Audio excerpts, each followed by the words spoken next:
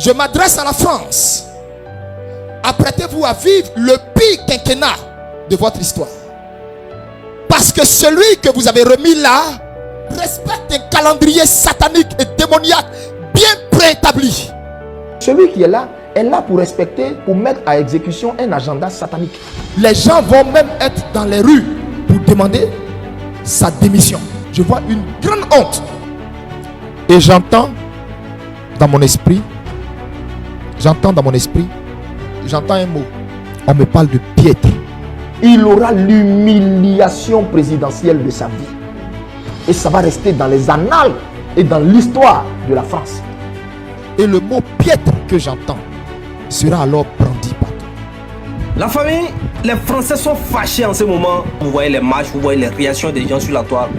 Le président de la République, le président Macron, qui a fait une sortie, un discours très sincère, bien sûr directement à la population française.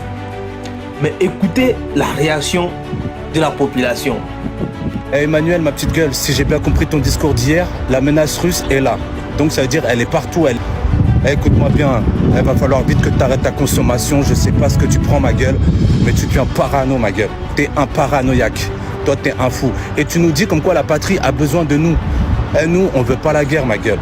Donc la patrie, peut-être elle a besoin de toi et Brigitte, tu vas aller là-bas. Mais nous, on va pas aller au front. On veut pas la guerre avec la Russie, je sais pas si tu comprends. Il va nous faire entrer en guerre contre les Russes, on vous l'a dit déjà avant. Pourquoi? Pour prolonger son mandat et respecter son agenda de 2030. Deuxièmement, reset financier. La France a trop de dettes. La France va connaître une vague sans précédent de perte d'emploi.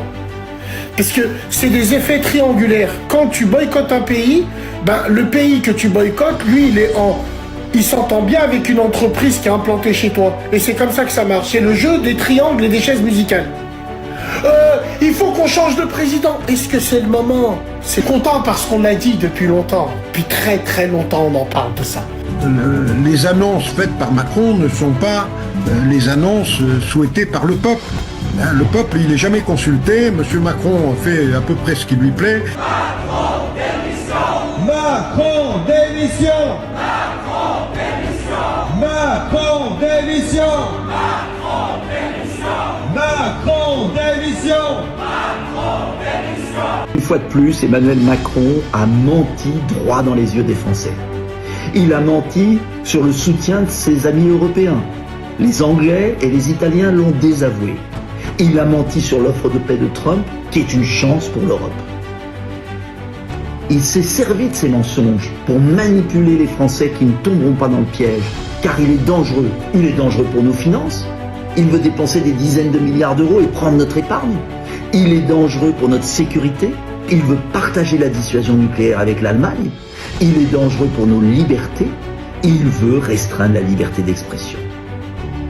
Il faut, le plus vite possible, destituer Macron. Il faut que l'opposition se réveille. Qu'est-ce qu'a dit Emmanuel Macron? La patrie a besoin de vous et de votre engagement. Non mais, qui a dit nous ferons face ensemble? Non mais Emmanuel Macron, arrêtez de se foutre de notre gueule. Non mais sans rigoler. Non mais le gars, on dirait qu'il y a une guerre qui va se déclencher demain. Non mais arrêtez. Non mais Emmanuel Macron, faites rire tout le monde. Arrêtez vos bêtises. Arrêtez. À un moment, arrêtez de prendre les gens pour des cons.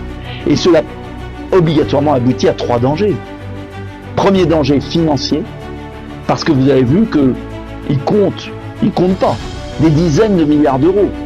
En vérité, ces dizaines de milliards d'euros, il va les prendre dans votre épargne. C'est ça qui se prépare. Et pas seulement pour les armes, pour combler les trous béants qu'il a laissés. Plus de 1000 milliards de dettes. Danger en matière de sécurité. Ah oui, vous avez vu, ça y est, la forfaiture. Il veut partager la force de dissuasion avec l'Allemagne. Et il dit, aux yeux de tous les Français, je le déciderai tout seul. C'est la prérogative du président de la République. Ça ne va pas passer dans le Parlement et ça ne va pas passer dans le peuple.